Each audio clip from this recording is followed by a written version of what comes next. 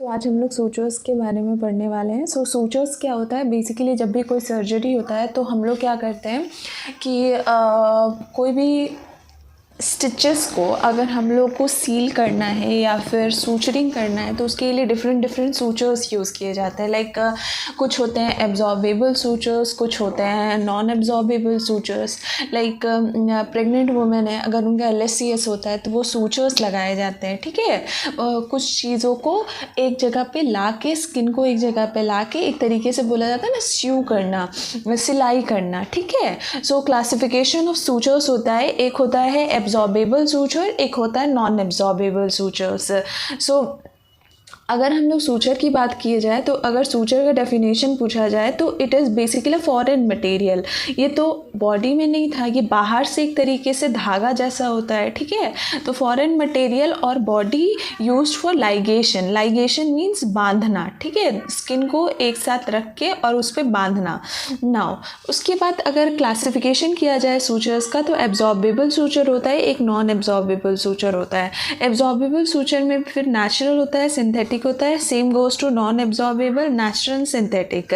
Natural में क्या आ जाता है? नेचुरल में हमारा आ जाता है कि एनिमल सोर्सेस आ जाते हैं। लाइक शिप से बना हुआ, पिग से बना हुआ। और शिप से जो बनता है ना वो तुम्हारे इंटेस्टाइन, शिप के इंटेस्टाइन से बनता है, जो कि इलियम पार्ट, सब म्यूकोजल लेयर। ठीक है, तो ये नेचुरल हो गया, मतलब ये कोई एनिमल सोर्स से निकला है। नाउ सिंथेटिक मतलब जो बनाया गया है बट वो क्या है, एब्जॉर्बेबल फॉर्म में है। लाइक मोनोक्रिल हो जाता है, PDS हो जाता है, विक्रिल होता है, डेक्सॉन होता है। ठीक है, तो मोनोक्रिल का क्या है, उसका दूसरा नाम क्या होता है? मोनोक्रिल को हम लोग और क्या कह सकते हैं? तो पॉलीग्लाइकैप्रोन, पॉलीग्लाइकैप्रोन। ओके, नाउ सेकंड हो जाता है PDS, पॉलीडाइऑक्सीनोन। ठीक है, देन से थर्ड हो जाता है विक्रिल। विक्रिल को क्या कहते हैं? Polyglactin. Now Dexon, PGA, that is polyglycolic acid. Okay, now same goes to non absorbable में वही चीज़ आता है, नेचुरल और सिंथेटिक।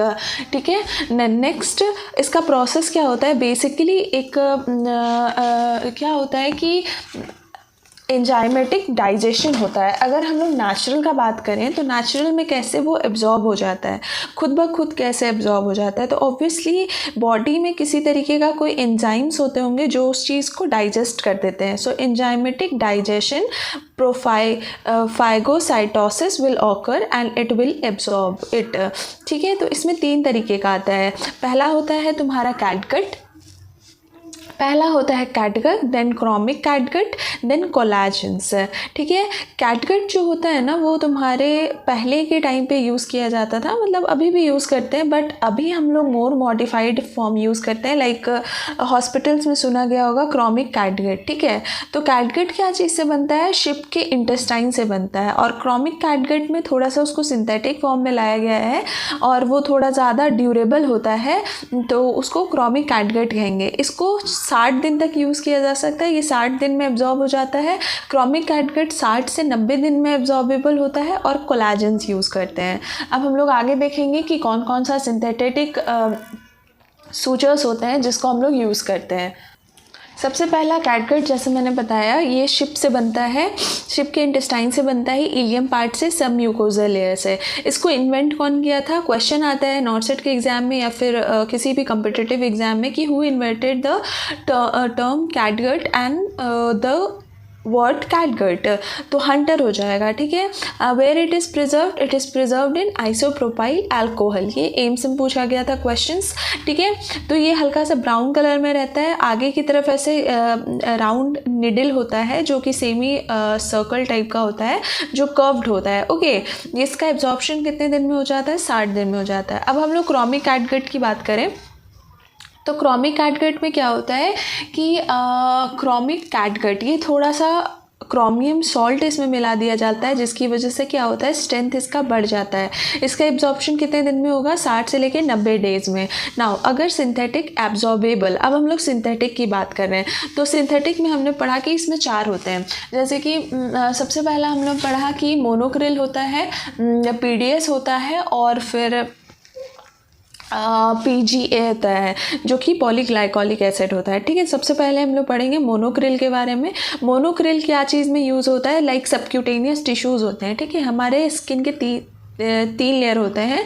सबसे पहले होता है epidermis, then dermis, then subcutaneous, then bone and muscles आते हैं नीचे की तरफ। ठीक है, तो अगर सबक्यूटेनियस टिश्यूज़ का रिपेयर करना हुआ तो हम लोग मोनोक्रिल का यूज़ करेंगे। It is most commonly use in subcuticular suturing. ठीक है, सबक्यूटेनियस टिश्यू का रिपेयर करने के लिए होता है, उसी से बन गया सबक्यूटिकुलर सूचरिंग।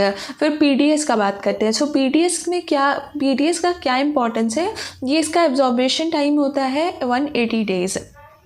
मतलब इसका एब्जॉर्प्शन कब तक हो जाएगा, 180 डेज़ में। और ये क्या करता है ना, ये बहुत अच्छे इफेक्टिव होता है बिकॉज़ ये डिक्रीज़, मतलब इन्फेक्शन के चांसेस इसमें बहुत ज़्यादा कम होते हैं।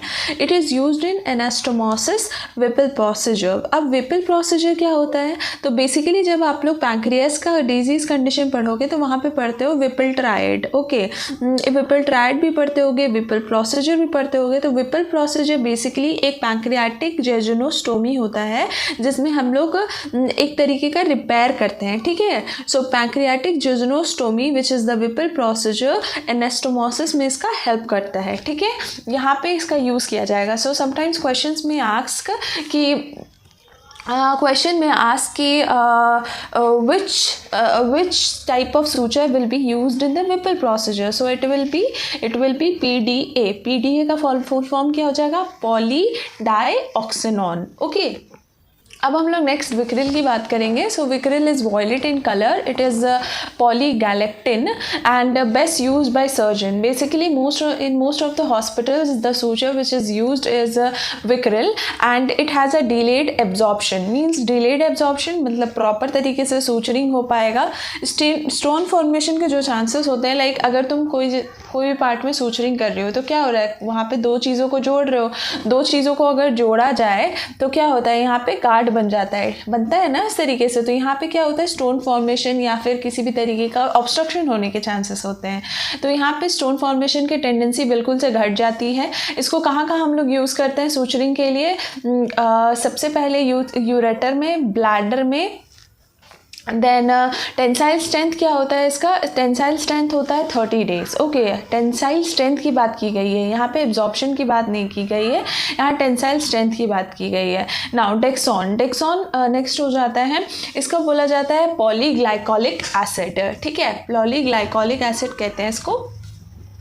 ये फ्रिक्वेंटली यूज़ तो नहीं किया जाता है because of the high affinity to E coli. Basically इसको यूज़ करने के बाद इन्फेक्शन के चांसेस ज़्यादा बढ़ जाते हैं। अगर क्वेश्चन पूछा जाए which has a decrease risk of infection, what it will be, so it will be PDA। Okay, PDA हमने पढ़ा था ना, द पॉलीडाइऑक्सेनोन, तो वो हो जाएगा। डेक्सॉन में पॉलीग्लाइकोलिक एसिड बिल्कुल से इन्फेक्शन बढ़ा देता है। ये मल्टी फिलामेंट सूचर होता है और इसका एब्जॉर्प्शन 60 से लेकर 90 दिन में हो जाता है। अब हम लोग देखेंगे कि किसका कितना ड्यूरेशन होता है। ठीक है, जैसा मैंने पहले ही बताया है, नेचुरल वाले का कैटगट और क्रॉमिक कैटगट का ऑलरेडी, कैटगट का होता है 60 डेज़, क्रॉमिक कैटगट का होता है थोड़ा बढ़ जाता है 1 महीना, 60 to 90 डेज़। अब हम लोग पढ़ेंगे कि सिंथेटिक का कितना डेज तक ये एब्जॉर्ब हो जाता है, क्योंकि एब्जॉर्बेबल है बट सिंथेटिक है। तो मोनोक्रिल हो जाता है 90 से लेके 120 दिन। PDS जो कि लंबे समय तक रहता है और इन्फेक्शन के चांसेस बिल्कुल से कम होते हैं, ये हो जाता है 180 डेज़ में, जो कि विपल प्रोसीजर में यूज़ होता है। विक्रिल 60 to 90 डेज़ रहता है, ज़्यादा दिन तक नहीं रहता है बट बहुत ज़्यादा इफेक्टिव होता है। हॉस्पिटल में सबसे ज़्यादा यूज़ इसी का होता है। नाउ डेक्सॉन आज के टाइम पे ये यूज़ नहीं होता है because there is a increase chances of infection और मोनोफिलामेंट होता है। तो 60 to 90 डेज़। ओके, बेसिकली सबसे ज़्यादा जो डेज़ में एब्जॉर्ब होता है वो हो जाएगा तुम्हारा PDS, then Monocryl which is 90 to 120 days, then 60 to 90। Okay, इसको याद रखना बहुत ज़रूरी है बिकॉज क्वेश्चन यहीं से आएंगे। Next, non absorbable sutures. अब यहाँ पे क्या होगा, इसको एब्जॉर्बेबल सूचर्स नहीं है, इसको क्या करना पड़ेगा, अगर सूचर्स लगते भी हैं तो इसको हम लोग को दोबारा हॉस्पिटल जाके सूचर निकलवाना पड़ता है। ठीक है, जब भी स्किन रिपेयर हो जाता है देन उसके बाद वो सूचर्स क्या होते हैं, बाहर निकाले जाते हैं। इसमें भी तुम्हारे नेचुरल होते हैं, सिंथेटिक सूचर्स होते हैं। नेचुरल सूचर्स में सबसे पहले आ जाएगा सिल्क और लिनन, ठीक है। जैसे कि अगर हम लोग जो चेस्ट ट्यूब लगाते हैं उसमें हम लोग किससे उसको फिक्स करते हैं, चेस्ट ट्यूब हॉस्पिटल में काम करते हो वहाँ पे हम लोग सिल्क लगाते हैं, ठीक है। सिल्क से उसको रिपेयर किया जाता है। देन लिनन, तो सिल्क क्या होता है, silk used in fixing of the drain like intercostal drainage, जैसे मैंने बताया चेस्ट ट्यूब में। नाउ सिंथेटिक, सिंथेटिक में एक निमोनिक है PEN, P for Prolene, polyester, Ethicon and nylon. Okay, ये सब जितना भी होता है ना ये मोनोफिलामेंट होते हैं और ये सिंथेटिक होते हैं। अब हम लोग क्या करेंगे, प्रोलीन के बारे में सबसे पहले पढ़ें। फिर अब प्रोलीन के बारे में देखते हैं। प्रोलीन क्या होता है, प्रोलीन मोनोफिलामेंट सूचर होता है। ये एक तरीके से इसका मोनोफिलामेंट है, मतलब इसका पुअर नॉट होता होगा, जो बनने के बाद नॉट जो बनता है वो पुअर रहता है, lack of elasticity and strong memory. Okay, अगर इससे सिलाई किया जाए तो क्या होता है, इसमें दाग रह जाता है, ठीक है। तो स्ट्रॉन्ग मेमोरी दिखता है कि वहाँ पे क्या किया गया था, लाइगेशन किया गया था। It is used in air tight anastomosis, air tight anastomosis. Okay, now the type of surgery it is used is the vascular anastomosis and rectal sheath. Coming to the nylon, nylon is used in the tendon repair, nerve repair and cataract surgery. So these are the things we have to learn, like nylon is used in tendon repair, nerve repair and cataract surgery, ठीक है। It is the finest one. Okay, cataract surgery में जो होता है वहाँ पे finest suture use किया जाता है, nylon suture, which is of ranging between 10 to 0.